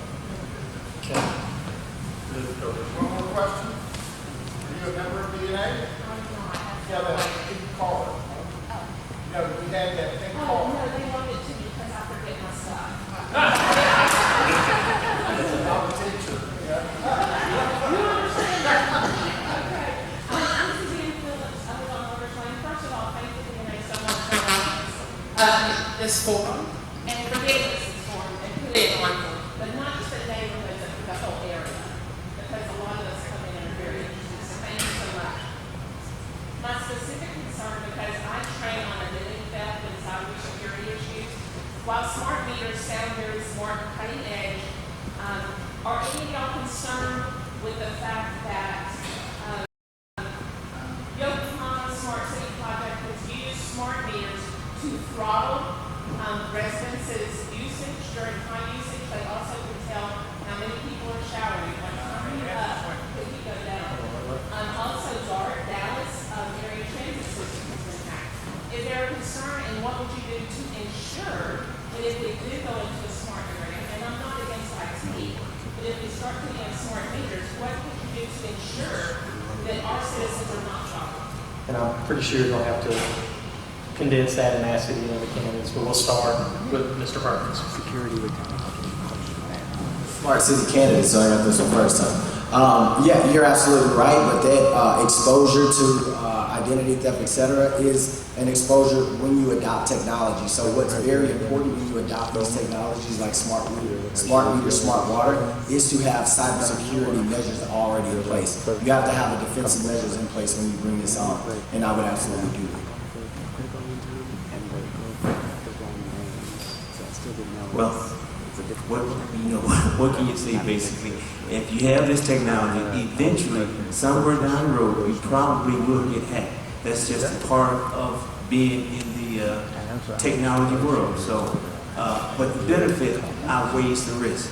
I would definitely encourage it. We would go with it, but understand that most, one day it will probably be happy. Thank you. Yes, we would definitely go smart meter to actually keep track of the building. That's one thing about it. I mean, everything's going to computerized now. It's no more manual, so it's not an option. Mrs. Arpino? Smart technology is nice to have, and if we should go there, there's about 3 departments in our city who really are paid and they really don't do much. I would take those down, use that money for a special IT department to make sure that hacking is not only adjusted, but watched, and to make sure that we are prepared for the protection that we need through IT department. Thank you. Thank you, Tyler. Thank you so much. I'm not sure what the question is, but It's protecting I think our smart technology. anything that's going to help us be able to do a better job of being efficient and more effective, I'm for. We just need to make sure that we are not violating anybody's rights. But yes, I want to make sure that we are using technology and other things that will help us be more effective and efficient. Yeah, I believe tech companies and app companies or anybody in technology, they always build a defense before they build a strong offense. They're their own worst enemies first, and therefore they're their best security in the end. We spent $7.4 million on digital water meters. They're sitting in a warehouse unused. Spent $3 million on the software. That's our money. Politicians spend your money and they don't think about it because it's an endless bucket. That's our money. And if it were me, I would have said, okay, let's try 10. Let's try 10 first and see exactly what's going on. And we'll see if they work. But they're sitting there in the warehouse. So they're there. Thank you. Now, at this time, we're going to allow the candidates to have closing remarks, and we'll give you each 1 minute to make your final pitch to the voters here in this auditorium tonight. Mr. Savage, we'll start with you. Broadmoor, you have a passionate leader in Rob Broussard. You've grown. I'm going to tell you, I don't know if you ever talk to me one-on-one, you'll be able to see my passion. You'll be able to feel my passion because I'm so passionate about our city getting better. I know we can do it. I know we've got the people to do it. We just really need to get the leader to push it. We've got to make sure that we can go out and get businesses back into Shreveport. You know, we've got to do that, Shreveport. We've got to do that, Broadmoor. We can't let you down anymore, and that's what we've been doing. All I want to tell you is you have got to be involved. You've got to vote. I'm tired of politicians. I'm ready for a business person to be in our city, to take it over, to make sure that we move it in a positive role. We've got to do that, Shreveport. We can't sit back and we can't just watch it go downhill anymore. Vote Leo Savage, number 62 on your ballot. Thank you so much for your time. Thank you, Mr. Savage. Mr. Talafaro. All right, if you keep doing what you've always done, you'll keep getting what you've always done. And if you keep doing what you've always done and you're expecting different results, well, we know what that's the definition of. We have everything, almost everything we need to be successful here in Shreveport. We are the capital of the architects. We are the hub of the wheel. In manufacturing, distribution, transportation, medical, the arts, we are a resilient culture. What we're looking for is leadership. Somebody to be the tip of the spear. Somebody to be your champion. Someone to say, I'll use the bully pulpit to get attention, where it's not really the mayor's responsibility, but it's the responsibility of the mayor's position to bring those accountable, hold those accountable, and bring those people responsible for whatever it is. Whether it's transportation, whether it's streets, it doesn't really matter what it is. You need somebody who's up there who says, I got your back. I'm willing to fight for you. I'm Jim Talafaro. I'm number 63. And I want you to hire me because that's where the relationship begins. Thank you. Thank you, Mr. Talafaro. Mayor Tyler. Again, I'm Ollie Tyler, number 64 on the ballot. If you would look at the track record, a very individual sits on this podium, you will find that you need to look at results as a CEO. I've been a CEO in my previous life and CEO as the mayor of the city of Shreveport. You're not going to change things overnight. You do need time. But if you're looking for experience as a CEO, someone who has led a large organization, experience as a leader, and also someone with integrity who's willing to stand up for what's right and do what is right, despite the circumstances, despite what comes up against you. Choose experience, integrity, and leadership, and look at the track record and the facts. It's easy to talk, but let's look at the track record and the results. Thank you. Thank you, Mayor Tyler. Mrs. Arpino? My name is Anna. Can you hear me? My name is Anna Marie Arpino. I'm number 56 on the ballot. I'm not a politician, and I don't wish to be. But I wish to be as a servant of the people. I've watched my city for the last 55 years and what's happened to it. And I've watched other cities, even their downtowns. Detroit, $1 billion was put in last year. Everybody's going to downtown Detroit now, and we all know what it used to be. We can make our city great. But I actually have a plan. Now that I-49's through, the study shows $650 million of economic development from the time that we get the last 3 miles into infinity. Because logistics and warehouse companies will come here with 200 or 300 or 400 jobs each. That's one plan. And another plan, of course, is the Economic Development Committee, led by the mayor's chair, to go out and ask the companies to come to our town. I've got a long ways to go. I've got too many plans to say in the next 10 seconds. I ask for your vote. I'm a degreed accountant, asked HR director, and I built most of your infrastructure. Thank you. Thank you. Here. Thank you. Mr. Dixon? Yes, it's just like a revolving door, over and over and over. Years after years, we keep getting the same old. It's time for a new phase. Time for changes. Let's not just talk about it. Let's go to the polls and let's vote. Let's get it done. It's time for to move this city forward. If not, we're going to be not a thriving city. We're going to be a losing city. We have took too many losses over the years. It's time for us to have some W's in our city. So I'm number 57 on your ballot. Vote me, Tremicus Dixon. Thank you, Mr. Dixon. Mr. Rogers? Yes, I'm Jeremy Rogers, number 61 on the ballot. I am an engineer. I have a master's from seminary. My work experience has been in government. I've worked at the parish. I worked at the city. I worked at the state. I worked on the federal level, and I have worked internationally. Now let me ask you something. If the experience matters, I'm a good person because I've worked at all levels of government. Now, I need you to help me to move this forward. When I work with the parish, I work with Republicans and I work with Democrats. 6 on this side, 6 on that side. And we were able to get things done. I can bring that consensus together. You know, you would be absolutely proud when you put me in that chair. If you are not, I will step down. You know, I step down. Thank you. Thank you, Mr. Rogers. Mr. Perkins? Yes, Broadmoor residents, you are one of the cornerstones of our community. Shreveport residents, we all make up the foundation of our community, but we can't compete with what we don't have.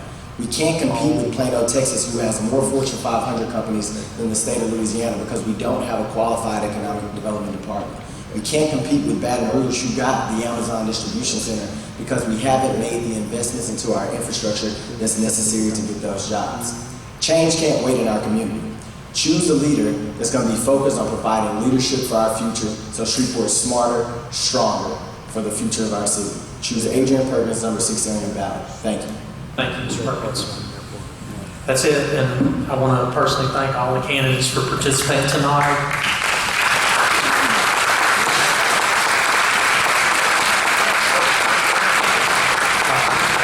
To each and every one of you, I know exactly what it's like to be in a hot seat, and that is a tough seat. So everyone did a great job, and we as a group thank you for your participation in this process. Yeah, before you leave, please give me a